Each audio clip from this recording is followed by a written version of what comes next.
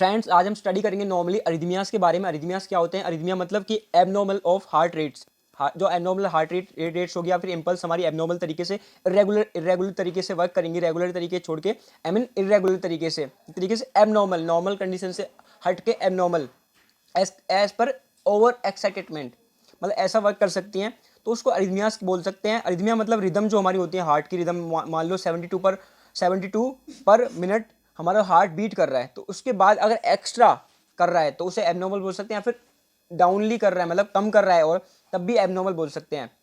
तो अरिथमियास में मोस्टली मैं बताता हूँ कुछ जो कॉमन अरिथमियास होते हैं, जैसे कि वेंट्रिकुलर टैकीकार्डिया, जो कि बहुत बहुत ज़्यादा कॉमन है, जिसमें कि एक तरीके से डेथ के चांस ज़्यादा बनते हैं, बिकॉज वेंट्रिकुलर जो होते हैं लास्ट वाले, अगर वो फट जाएं डायरेक्ट होने के बाद तो हार्ट बंद होना स्टार्ट जल्दी होता है। या फिर हमारे एट्रियल फिब्रिलेशंस, एट्रियम टैकीकार्डिया, या फिर अदर अरिथमियास। तो स्टार्टिंग में हम एनाटॉमी एंड फिजियोलॉजी बात कर लेते हैं, हार्ट की एनाटॉमी एंड फिजियोलॉजी। तो एनाटॉमी क्या होती है? हार्ट के 4 चैम्बर्स होते हैं एज अ 2 एट्रियम्स एंड 2 हमारे वेंट्रिकल्स। जो 2 एट्रियम्स होंगे हमारे ऊपर वाले होंगे, वेंट्रिकल्स हमारे नीचे वाले होंगे। इसमें हमारी 4 वॉल्व भी होती हैं।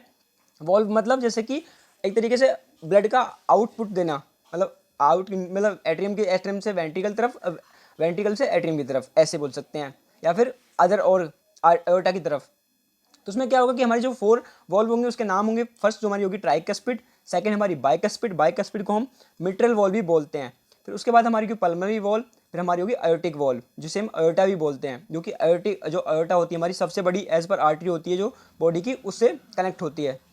तो ये तो हो गई हमारी एनाटॉमी। एनाटॉमी में कुछ वैसे कुछ और एडवांस भी होता है, जैसे कि एसएन नोड, एवीएन नोड, इनका काम होता है इम्पल्स जनरेट करना। एक तरीके से नेचुरल पेस मेकर होता है हमारा हार्ट, खुद से वर्क करता है, वो ब्रेन से कोई मैसेज नहीं लेता, बिकॉज ब्रेन से उसका कोई एज पर कनेक्शन नहीं होता, वो खुद से वर्क करता है, सिर्फ वो ऑक्सीजन लेता है, मतलब ऑक्सीजन का उसे प्रेजेंस चाहिए, क्योंकि ऑक्सीजन के बिना बिना वो चल नहीं सकता, उसके सेल्स वर्क नहीं कर सकते एज पर कार्डियक सेल। जो कार्डियक सेल्स होती हैं, ये एक ऐसी मसल्स होती है, हमारी कार्डियक मसल्स होती है जो कि कभी थकती नहीं है। जैसे कि स्मूथ मसल्स होती हैं वो भी एक टाइम पे आके थक जाती हैं, बट कार्डियक मसल, जब कार्डियक मसल ऐसी स्पेशल मसल है जो कि हमें सबसे पहले बचपन में मिलती है, मतलब इम्ब्रू के थ्रू मिलती है। सबसे पहले हमारा बॉडी में हार्ट बनता है, मतलब हार्ट से पहले एक जो काम करता है, जो हमारा लीवर का मीसोडर्म का पार्ट होता है जिसमें कि ब्लड बनता है सबसे पहले, उसके बाद हार्ट बनता है। अब मोस्टली आपको पता होगा, आप सब सोचते होगे कि हार्ट ही हमारा ब्लड बैंक है, तरीके से नहीं, बट ब्लड बैंक हमारा स्प्लीन होता है, उसी को हम ब्लड बैंक बोलते हैं नेचुरली। हार्ट तो हमारा सर्कुलेशन करता है ब्लड को, एक तरीके से सर्कुलेटरी ऑर्गन है ये। उसके बाद हमारी फिजियोलॉजी कैसी होगी? फिजियोलॉजी का मतलब होता है कैसे कैसे हार्ट वर्क करता है।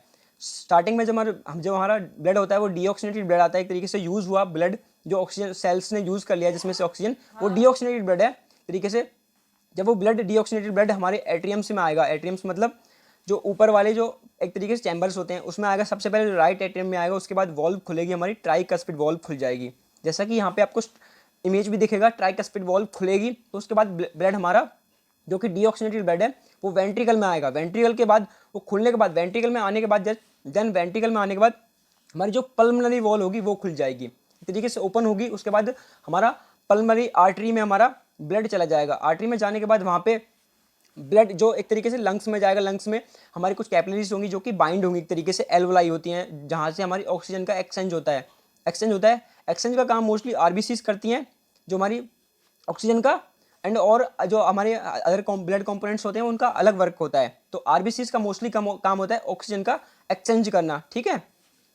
तो उसके बाद ब्लड आएगा हमारी पल्मोनरी वेन के थ्रू, पल्मोनरी आर्टरी से गया, पल्मोनरी वेन के थ्रू घूम के आएगा ब्लड, तो हमारी एक तरीके से बाइकस्पिड वॉल्व खुल जाएगी। बाइकस्पिड वॉल्व खुलने के बाद मतलब एट्रियम में आ जाएगा, एट्रियम में आने के बाद वो हमारा लेफ्ट एट्रियम में आएगा, उसके बाद बाइकस्पिड वॉल्व खुलेगी तो वो कहाँ पे चले जाएगा, हमारा बाइकस्पिड वॉल्व खुलने के बाद वो ब्लड हमारा वेंट्रिकल में पहुंच जाएगा, लेफ्ट वेंट्रिकल में। लेफ्ट वेंट्रिकल के बाद बीट करेगा हार्ट, फिर दोबारा से बीट करने के बाद तरीके से ये काम हमारा, आपको पता होगा ये बहुत सेकंड्स में होता है, 0.1 सेकंड में हार्ट हमारा नेचुरल नॉर्मल तरीके से 0.8 सेकंड में एक बार बीट करता है। हमें आई मीन 1 मिनट में 72 पर बीट हार्ट की ये होता है हमारा जो नेचुरल नॉर्मल होता है बिल्कुल। और अदर एक तरीके से ब्रेडिकार्डिया टैकीकार्डिया कंडीशन हो सकती है, मतलब नीचे ऊपर डाउन अप होता रहता है, बट ये नॉर्मल होता है 72 पर मिनट, ठीक है। उसके बाद आयोटा के थ्रू अब जब हमारी बाइकस्पिड वॉल खुल जाएगी, बाइकस्पिड वॉल के बाद वेंट्रिकल में आ गया ब्लड, वेंट्रिकल में आने के बाद हमारी तरीके से जो आयोटिक वॉल्व होगी वो खुलेगी। आयोटिक वॉल्व खुलने के बाद हमारा हमारा जो ब्लड होगा वो एओर्टा के थ्रू पूरी बॉडी में सप्लाई हो जाएगा, जो कि ऑक्सीजनेटेड ब्लड, जिसमें कि ऑक्सीजन का जो प्रेजेंटेशन है, मतलब एक तरीके से प्रेजेंट जो माइंड है, प्रेजेंट है, जो ऑक्सीजन प्रेजेंट है उसमें वो बहुत ज़्यादा अमाउंट में मिल जाएगी बॉडी को, जितनी हमें रिक्वायरमेंट है। अब अरिथमियास की बात कर लेते हैं कि अरिथमियास बॉडी में कैसे आते हैं। नॉर्मली आपको पता होगा कि हमारा हार्ट एक नेचुरल पेस मेकर है, मतलब वो खुद से एज पर वर्क करता है, बट हम आर्टिफिशियल भी पेस मेकर्स लगा सकते हैं। पेस मेकर्स और आईसीडी मतलब दो होते हैं। पेस मेकर जो नॉर्मली जो एक तरीके से जैसे छोटी मोटी कार्डिया वाली, ब्रेडी कार्डिया, टैकी कार्डिया वाली कंडीशन को रोकता है, मतलब नॉर्मल जो एबनॉर्मल इरेगुलर हार्ट रेट को तरीके से ठीक कर सकता, नॉर्मल कर देता है, इरेगुलर हार्ट रेट को रेगुलर कर देता है। बट आईसीडी जो होता है एक तरीके से डीफैब का काम करता है, डिफिब्रिलेटर की तरह। डिफिब्रिलेटर मतलब तरीके से जो शॉक की कंडीशन देता है। शॉक मतलब जैसे अरिथमिया आ गया पेशेंट को, अरिथमिया कंडीशन से बहुत पेशेंट को ऐसे होते हैं जिनका हार्ट मसल बहुत वीक होती है, जिनको कि और उनको एक तरीके से मतलब हार्ट की बीमारी होती है, बोल सकते हैं हार्ट की बीमारी, उनका हार्ट डिसीज़ है, हाइपरटेंशन या फिर हाइपरटेंशन। तो फिर क्या होगा कि हम एक तरीके से अरिथमिया कंडीशन तो हम आईसीडी का यूज़ करते हैं। आईसीडी मतलब डिफिब्रिलेटर होता है एक तरीके से छोटा वाला डिफिब्रिलेटर, जो कि बॉडी में एक तरीके से हम इम्प्लांट करते हैं सर्जरी के थ्रू। एक तरीके से क्लेविकल जो हमारी बोन होती है उसके नीचे, इन्फीरियर एक तरीके से बोलते हैं इंफ्रा क्लेविकल, तो उसके नीचे प्लेस कर सकते हैं हम आईसीडी या फिर पेस मेकर को। उसके बाद अब हम नॉर्मली बात कर लेते हैं एसएन नोड कैसे वर्क करते हैं। एसएन नोड नॉर्मली जो हमारे एक तरीके से नेचुरल पेस मेकर होते हैं, जो कि खुद से वर्क करते हैं, नेचुरल होते हैं। बट क्या कर सकते हैं, कुछ चीज़ों में क्या होता है कि इनका जो सोडियम्स लेवल होता है, फिर जो इनके सिग्नल्स होते हैं, कैसे सिग्नल्स आते हैं, लाइक इम्पल्स जनरेट हो रही है, इम्पल्स जनरेट कर रहा है, इलेक्ट्रिकल इम्पल्स जनरेट कर रहा है हमारा एसएन नोड। एवीन नोड पे वो इम्पल्स जब जाएगी तो हार्ट वेंट्रिकल्स भी पंप करेंगे, फिर बंडल ऑफ हिल्स पे वो इन्फॉर्मेशन जाएगी, तरीके से ऐसे इन्फॉर्मेशन जाएगी, आपको इमेज दिख जाएगी यहाँ पे सामने। उसके बाद बंडल ऑफ ब्रांचेस पे जाएगी पूरी, ऐसे ब्लड में एक तरीके से इम्पल्स सर्कुलेट होंगी। उसके बाद ब्लड आराम से बीट डायलेट होगा, कॉन्टैक्ट होगा, डायलेट होगा। डायलेट का मतलब चौड़ जाएगा एक तरीके से, कॉन्टैक्ट मतलब सुकड़ जाएगा, तो ये होगा। अब अरिथमियास में क्या होता है, अरिथमियास में ये होता है, अरिथमिया कैसे आती है, नॉर्मली अरिथमिया ऐसे आती है कि अरिथमिया में होता क्या है कि पेशेंट को अरिथमिया ऐसे आती है, मान लो जितनी इम्पल्स हमें चाहिए बॉडी को या फिर हार्ट को, तो हार्ट को जितनी इम्पल्स चाहिए उतनी अमाउंट इम्पल्स हार्ट को मिल रही है एसएन नोड के थ्रू, ठीक है, नॉर्मल मिल रही है। उसके बाद अगर कोई और चीज़ें या फिर आउटसाइड ऑफ द हार्ट उसको अलग से इम्पल्स मिल रही हैं, तब हमारे अरिथमियास की कंडीशन आती है। या फिर हमारा जो बीपी का ऊपर नीचे होना ये तब दिखता है, या फिर हाइपोटेंशन कंडीशन तब आ सकती है, या फिर ब्रेडीकार्डिया या फिर टैकीकार्डिया तब हो सकता है, या फिर अरिथमियास हमारे तब हो सकते हैं like atrial fibrillation, ventricular tachycardia, ventricular fibrillations, ठीक है। वेंट्रिकुलर टैकीकार्डिया मतलब एक तरीके से वेंट्रिकल्स जो होते हैं हमारे वो बहुत फास्टली वर्क करने लगते हैं, और आर्टियल फिब्रिलेशन मतलब जो हमारे एट्रियम होते हैं वो भी फास्टली वर्क करने लगते हैं, जो एट्रियम होते हैं हमारे ऊपर वाले चैम्बर्स। तो ये होता है हमारे एक तरीके से हार्ट का अरिथमियास का आने का कंडीशन। अरिथमियास ऐसे ही आते हैं कि आउटसाइड ऑफ द ब्रेन अगर हार्ट को वो मिल रहे हैं, इम्पल्स मिल रहे हैं, इम्पल्स एक्स्ट्रा अमाउंट में इम्पल्स जनरेट मिल रही हैं, तो हमारा अरिथमियास कंडीशन आ सकती है। अब इस कंडीशन में मोस्टली हम करना क्या चाहिए। अब अरिथमिया आने के बाद क्या होता है, मान लो अरिथमिया आ गया, चलो ठीक है, आप नहीं रोक पाए अरिथमिया को, उसके बाद क्या हुआ, कार्डियक अरेस्ट आ गया पेशेंट को।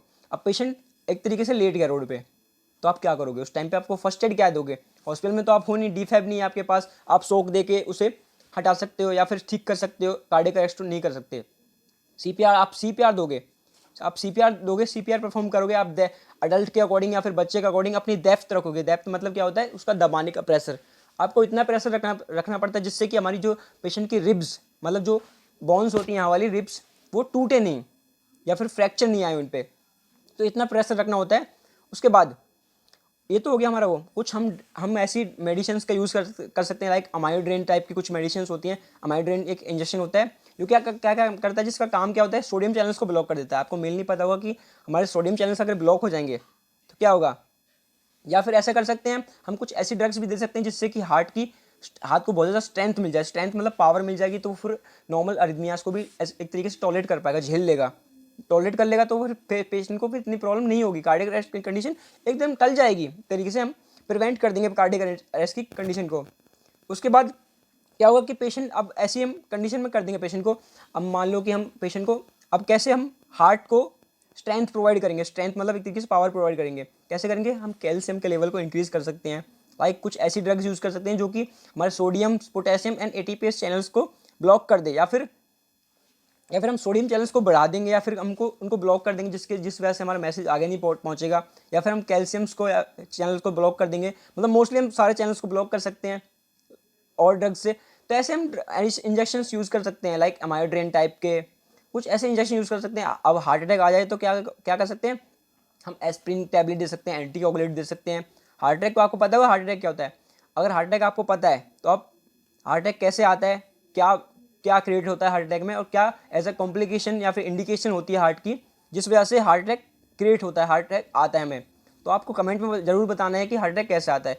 तो आई होप वीडियो आपको बहुत अच्छी लगेगी बहुत ज़्यादा। तो वीडियो को लाइक कर देना, चैनल को सब्सक्राइब कर देना। Thank you.